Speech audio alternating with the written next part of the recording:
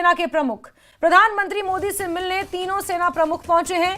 प्रधानमंत्री के साथ तीनों सेना प्रमुखों की मुलाकात जारी है। इस वक्त की बड़ी खबर आपको बता रहे हैं, जहां तीनों सेना प्रमुख पहुंचे हैं प्रधानमंत्री आवास उनसे मुलाकात करने के लिए। इस वक्त की बड़ी खबर, और लगातार सुबह से ही बैठकों का सिलसिला जारी है, जहां साउथ ब्लॉक में रक्षा मंत्री राजनाथ सिंह के साथ तीनों सेना के प्रमुखों की मुलाकात हुई है, बैठक हुई है। उसके बाद तीनों सेना, भारतीय सेना, वायुसेना, नौसेना के प्रमुख प्रधानमंत्री के आवास पहुंचे हुए हैं उनसे मुलाकात करने के लिए। पाकिस्तान को लगातार मुंहतोड़ जवाब दिया जा रहा है। इस बीच भारत में बैठकों का सिलसिला, मुलाकात का सिलसिला लगातार जारी है, और आगे की रणनीति किस तरह से संभव है, आगे की किस रणनीति के तहत आगे बढ़ना है, इसको लेकर समीक्षा, चर्चा, मंथन लगातार जारी। और इसी क्रम में प्रधानमंत्री के साथ तीनों सेना प्रमुखों की मुलाकात जारी है। बड़ी खबर आपको बता रहे हैं, राष्ट्रीय सुरक्षा, सीमा पर हालात, सैन्य कार्रवाई, ये वो तमाम चीजें हैं जिन पर मंथन संभव है।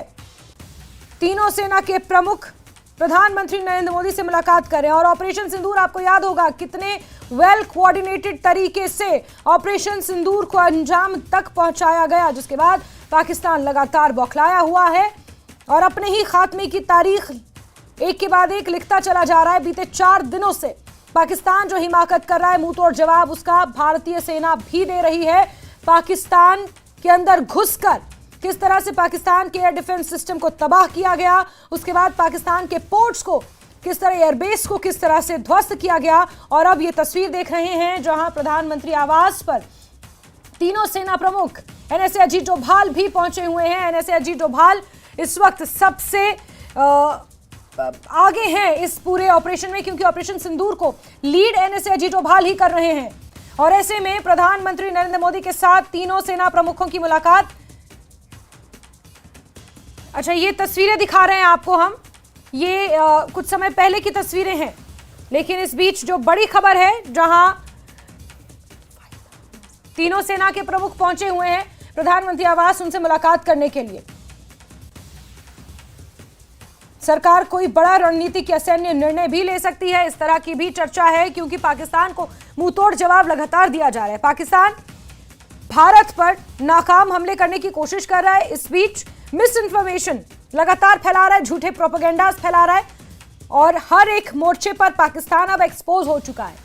अपनी आवाम के बीच भी और दुनिया भर में भी पाकिस्तान पूरी तरह से एक्सपोज हो चुका है, लेकिन बाज नहीं आ रहा नापाक हरकतें करने से। सीमा पार से लगातार गोलीबारी पाकिस्तान की तरफ से की जा रही है। लगातार भड़काने वाला एक पैटर्न पाकिस्तान की तरफ से बीते 4 दिनों से देखा जा रहा है। हालांकि एक तरफ पाकिस्तान ये कहता है कि इस पूरे मसले को वो एस्केलेट नहीं करना चाहते, यानी कि उसे बढ़ावा नहीं देना चाहते,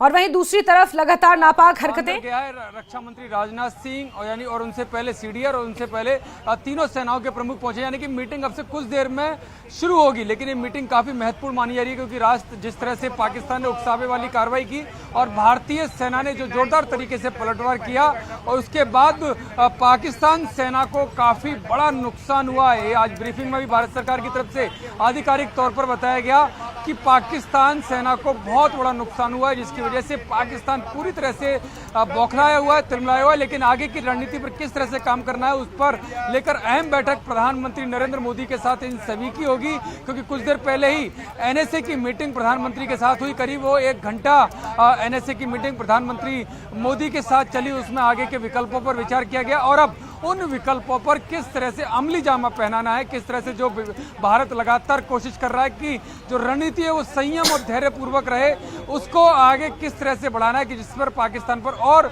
प्रेशर बनाया जा सके, क्योंकि भारत हर उस पॉइंट्स का ध्यान रख रहा है जिससे जो निर्दोष नागरिक हैं उनकी जान न जाए, उनको नुकसान ना हो।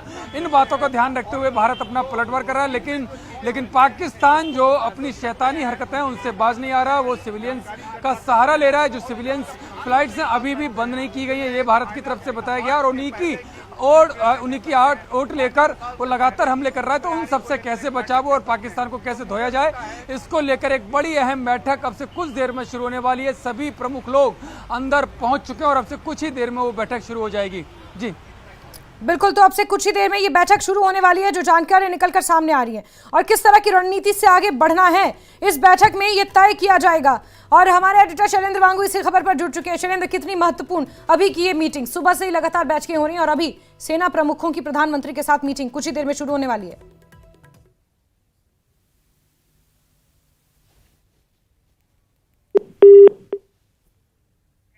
चलिए दोबारा जुड़ते हैं, शैलेंद्र से दोबारा जुड़ने की कोशिश करेंगे, लेकिन इस बीच ये बड़ी खबर, बड़ा अपडेट आपको बता दें। हालांकि जो तस्वीरें इस वक्त हम दिखा रहे हैं ये अभी की मीटिंग की तस्वीरें नहीं, कुछ समय पहले की बैठक की तस्वीरें हैं जो लगातार बैठकें हो रही हैं।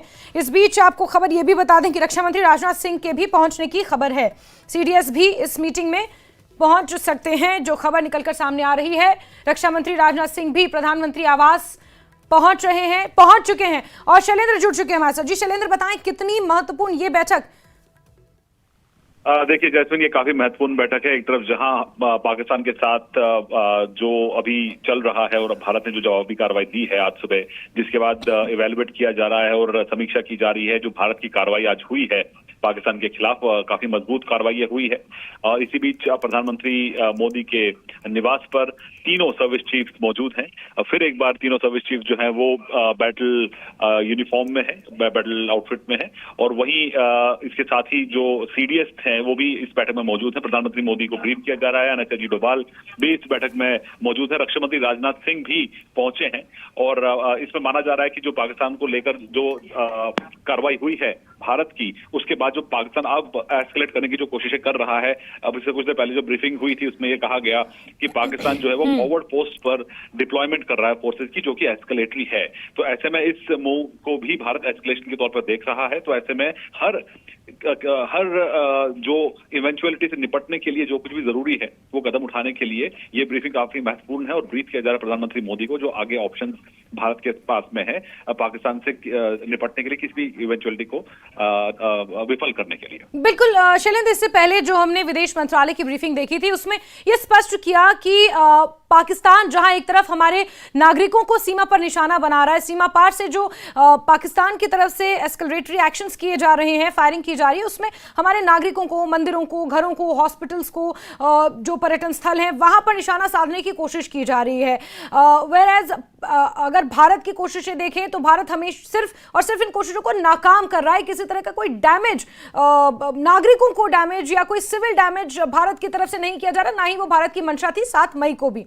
ऐसे में क्या रिटेलिएटरी एक्शंस भारत की तरफ से पॉसिबल हो सकते हैं? क्योंकि बात यह भी सामने आई है कि अमेरिका ने मध्यस्थता करने की कोशिश की है कि इस पूरे वॉरफेयर को डी एस्केलेट किया जाए। दोनों देशों से बातचीत हुई है। आपने बिल्कुल सही कहा कि जो पाकिस्तान की जो कार्रवाई अब तक की रही है उसमें उसने सिविलियंस और मिलिट्री इंस्टॉलेशन के बीच में फर्क नहीं समझा है। उसने दोनों तरफ निशाने साधे हैं। सिविलियंस में अगर हम एलओसी के आसपास और आईबी के आसपास की बात करें तो सिविलियन एरियाज को टारगेट किया गया और आज की ब्रीफिंग में ये बताया भी गया कि जो स्कूल है और मेडिकल फैसिलिटीज है उनको भी पाकिस्तान की तरफ टारगेट किया गया। रिलीजियस प्लेसेस को टारगेट किया गया और इतना ही नहीं, जो सिविलियन एरियाज है, जो रेजिडेंशियल एरियाज है, जो जम्मू के इलाके हैं जिसमें बिश्ना और रिहाड़ी जैसे इलाके, वहां पर भी पाकिस्तान ने टारगेट किया। लेकिन भारत की जो जवाबी कार्रवाई रही है वो बहुत रेस्पॉन्सिबल रही है और भारत ने इंश्योर किया, जैसे कि आपने भी बोला, भारत ने इंश्योर किया कि कोलैटरल डैमेज ना हो, यानी कि जहां टारगेट है उसके आसपास के जो इलाके हैं वहां पर क्षति ना हो। इस बात का भारत ने बहुत ख्याल रखा है। तो इसलिए अब से कुछ देर पहले जो बातचीत हुई है अमेरिकी विदेश मंत्री से, विदेश मंत्री एस जयशंकर की, उसमें भी विदेश मंत्री जयशंकर ने कहा है कि भारत की अभी तक का जो रवैया है वो जिम्मेदाराना रहा है और आगे भी ऐसा ही रवैया रहेगा भारत का कि भारत इर्रेस्पॉन्सिबल स्टेट नहीं है पाकिस्तान की तरह। तो ऐसे में जो आपने बात किया, जो आपने जिक्र किया बातचीत को लेकर, तो अमेरिकी विदेश मंत्री का पाकिस्तान के सेना प्रमुख को फोन कर देना, इससे इशारा साफ है कि अमेरिका चाहता है कि पाकिस्तान इसको डीएस्केलेट करे। वो लगातार जो कोशिश कर रहा है उकसाने की, उस पर वो अंकुश लगाए। और साथ ही साथ उन्होंने पाकिस्तान के विदेश मंत्री शाहदार से भी बात की है। उसके बाद उन्होंने विदेश मंत्री जयशंकर से बात की, जिसमें जयशंकर ने अपनी ये बात रखी विदेश मंत्री ने कि भारत जो है एक रेस्पॉन्सिबल कंट्री है और आगे भी हमारा जो बिहेवियर है, जो हमारा एटीट्यूड है, वो रिस्पॉन्सिबल रहने वाला है। बिल्कुल बिल्कुल शैलेंद्र, बहुत शुक्रिया हमारे साथ जुड़ने के लिए, जानकारियों के लिए। तो भारत का रवैया जिम्मेदाराना है और जिम्मेदार तरीके से ही, विदाउट कोलिटरल डैमेज। कोलिटरल डैमेज यानी कि आपका एक टारगेट है, आपने सेट किया हुआ, और आप सिर्फ और सिर्फ उस टारगेट को ही निशाना बनाएंगे, उसके आसपास जो चीजें हैं या उसके आसपास आप कोशिश करेंगे कि डैमेज ना हो या बहुत मिनिमम हो, उसे कहते हैं कोलिटरल डैमेज। तो भारत ने मिनिमम कोलिटरल डैमेज को स्पष्ट करते हुए ये बात सुनिश्चित की है कि सिर्फ और सिर्फ आतंकी ठिकानों को निशाना बनाया जाए। लेकिन पाकिस्तान जो